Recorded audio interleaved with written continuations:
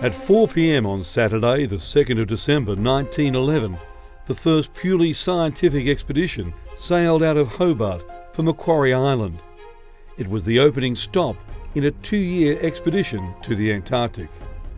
On board the sail and steam-powered Aurora, which had begun life as a North Sea whaling vessel, were 31 young men with an average age of just 26. They were mostly scientists from Australia and New Zealand. These men made up the Australian Antarctic expedition, led by a 29-year-old Australian geologist, Dr. Douglas Mawson. Included in the team were 2 from Europe, Belgrave Ninitz and Xavier Mertz, Mawson's dog handlers. Tragically, they were to be the only casualties of the expedition.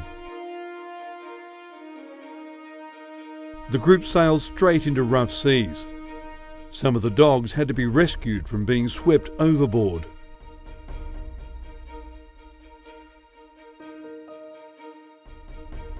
Nine days later, the Aurora was in sight of Macquarie Island, a remote 34-kilometre long volcanic outcrop which rises 2.5 kilometres from the seabed.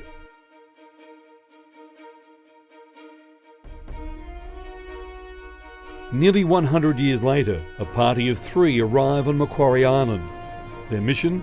To rescue and return to Australia the last remaining fragments of the wireless mast, which had relayed the first radio messages from the Antarctic continent to the rest of the world. The undertaking was a combined effort of the Mawson's Huts Foundation and the Tasmanian Parks and Wildlife Service, which has responsibility for Macquarie Island on behalf of the Tasmanian Government. The foundation is a not-for-profit charity established in 1997 expressly to conserve Mawson's huts. The fragile wooden buildings at Cape Denison, which were built and used by Mawson and his team as their main base for some 2 years. Politically, Macquarie Island has been part of Tasmania since 1900 and a Tasmanian state reserve since 1978.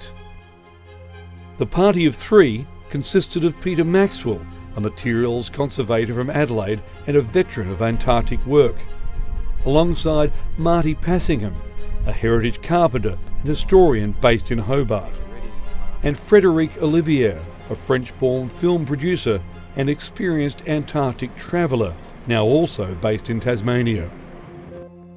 Their job was to recover the remains of the wireless masts and also to survey and prepare a report on the conservation of the artefacts on the island. Not only from those of the first Antarctic expedition, but also objects from the island's penguin and sealing days in the 1800s. It's work that will take many years. It's a copper alloy bolt in perfect condition.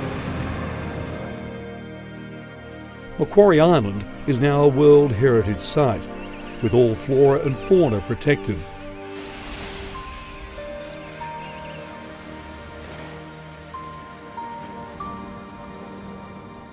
It's also home to the scientific base established on the island in 1948 by the Australian Antarctic Division, when the AAE's original main hut at the base of Wireless Hill was bulldozed to make way for a new base.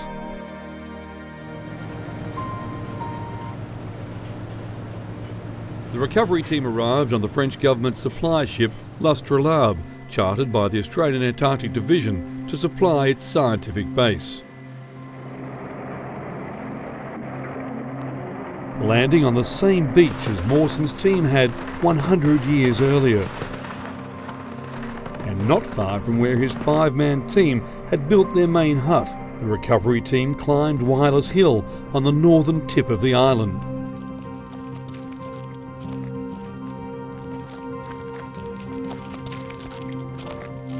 Like Mawson's men 100 years ago, they encountered soggy peat ground, which had caused so much trouble in erecting the 2 30-metre-high Douglas fir masts.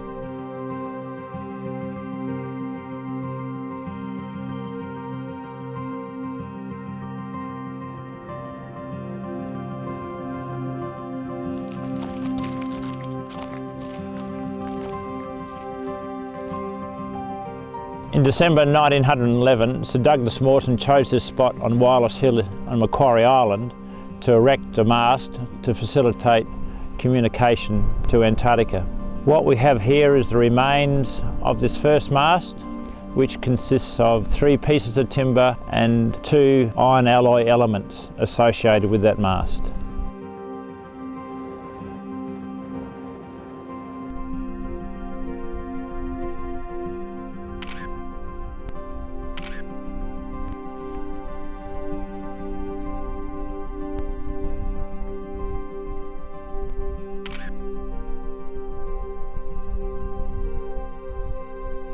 The wireless system was primitive by today's standards, but it was effective, and the Macquarie Island system was operating by early 1912. On February 13, it picked up signals from a ship, and the following day from Sydney and several more ships. On March 12, 1912, the Macquarie Island station heard signals from a ship near Fiji, some 4,000 kilometres away. And by May 12 it began sending daily weather reports to the Meteorological Office in Wellington, New Zealand. These daily reports continue to this day.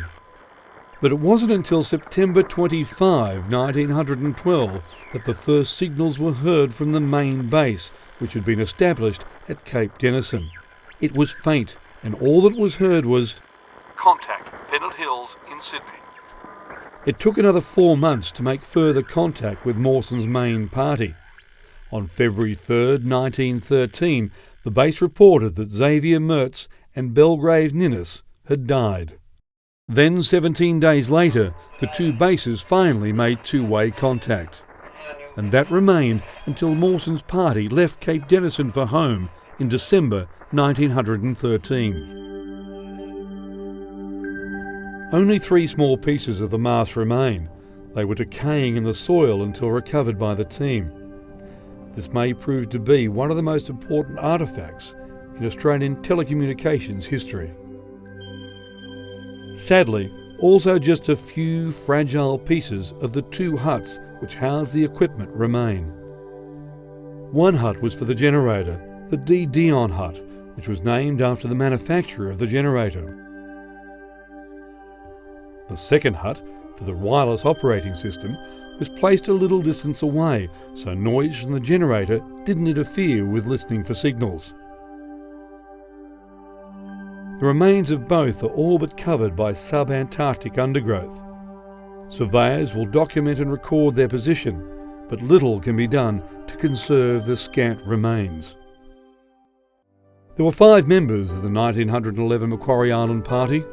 33-year-old Melbourne-born George Ainsworth was the party's leader and meteorologist, who on his return to Australia became an officer in the Australian military during the First World War and served in intelligence, heading the Foreign Affairs section of the Office of the Prime Minister, William Hughes.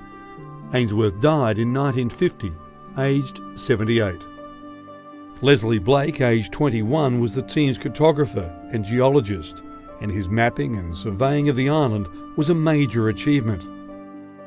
With just 3 years' experience in field surveying, he completed a survey by land and sea using a tiny dinghy. He was one of 3 members of the expedition to win the Military Cross during the First World War.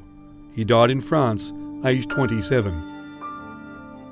26-year-old New Zealand-born Harold Hamilton was the biologist and Blake's main assistant in mapping the island. Hamilton has a peak named after him on Macquarie Island, and also one of the world's rarest frogs.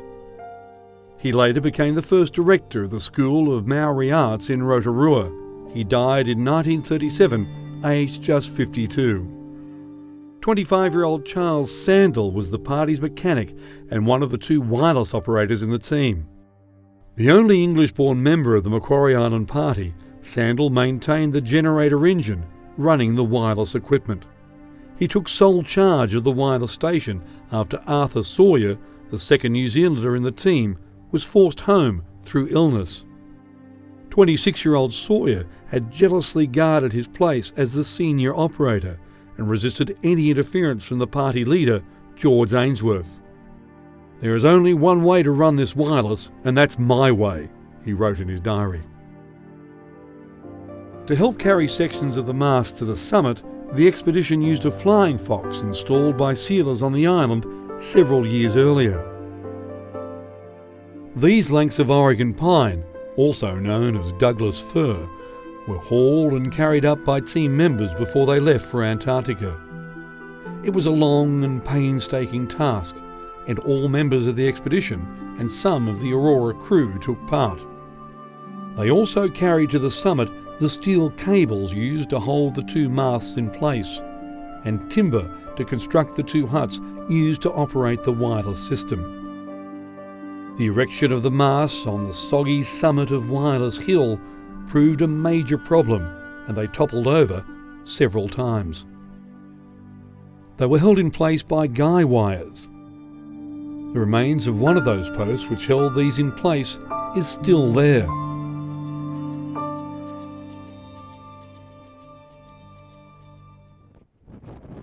To retrieve the mast, we had some minor excavation details to deal with, which was documented, and because the mast components were laying in damp soil, so we've got rotting timber as well as corroding metal components. We started to excavate component 3. Underneath some of the grass there was a piece of wire, and it looks like it may have been part of the original cabling. The lower section, because it's so wet and the soil is so wet and the timber is very damp, with the weight of the roots of the plants that's been through here, this needs a lot of support. This is quite heavy and that's very weak. It's really hard to believe here on Macquarie Island because it's a very windy site. You don't realise how much moisture is in the air all the time. The utmost care was taken on site to wrap these components and then transported from there down to the base.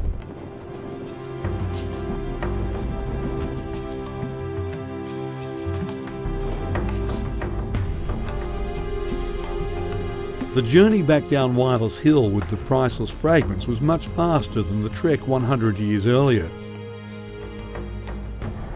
It was a slippery journey, but took a fraction of the time it took to climb the hill.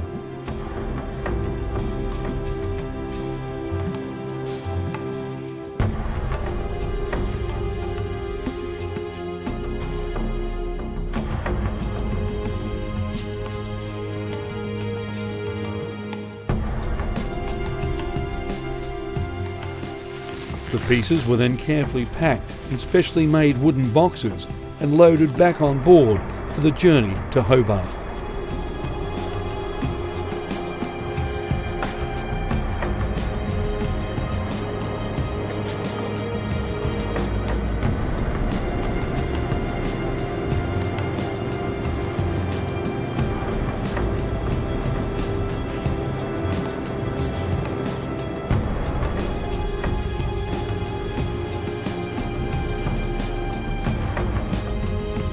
Conservators will work on timber for over a year, allowing them to dry out after nearly 100 years exposure to the harsh weather on Macquarie Island. What we're going to do now is take off all the wrapping because, as you know, when we excavated from the Wireless Hill, there was a lot of moisture left in. So what we want to do is slowly dry it out. Initially, when we knew that there's several sections of the mast that are quite fragile, really concerned that coming back on the ship we'd have movement, and we found out since then we've had a force 8 gale coming back on the Australab, but the way Marty has packaged it up, it hasn't even moved, so that's wonderful to see that. Eventually they'll be displayed to the public. They'll remain with the Tasmanian Museum and Art Gallery for all to see and to reflect on the remarkable story of how these little pieces of Oregon pine played such an important part in the history of Antarctica. And then in this environment here we might put the lid back on and just let it slowly dry.